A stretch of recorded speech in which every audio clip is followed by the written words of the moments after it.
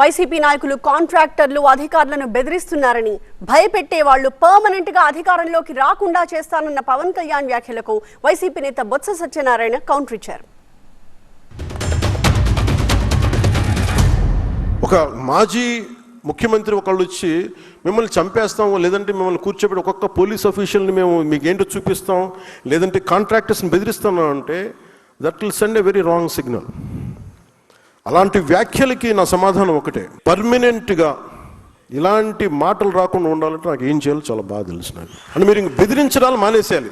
YCP నాయకులకు మీరు బెదిరించడం మానేసేయండి. ఇంకా ఈ కార్యక్రమాన్ని కానీ మీరు చేస్తే మీ ప్రజల తాలూకా అన్నదానంతో మళ్ళీ మీ అధికారంలోకి వస్తాం, మా ఈ విధానాన్ని రద్దు చేస్తాం, అవినీతి పాల్పడిన వాళ్ళపై ప్రభుత్వపరంగా చర్యలు తీసుకుంటాం, కఠిన చర్యలు తీసుకుంటాం అని చెప్పారు. ఎస్, మా పార్టీ తాలూకా విధానం అది, మా పార్టీ నిర్ణయం అది. చెప్తే బెదిరిస్తామని చెప్తున్నారేంటి? బెదిరించమేంటి?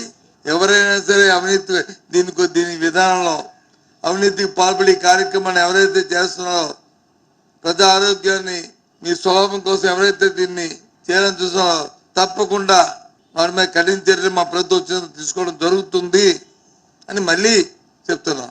ఏంటి మాట్లాడతారో అర్థం అవట్లే. ముఖ్యమంత్రి రూపక మాట్లాడుతున్నారు, ఉప ముఖ్యమంత్రి సంబంధిత మంత్రి రూపక మాట్లాడుతున్నారు.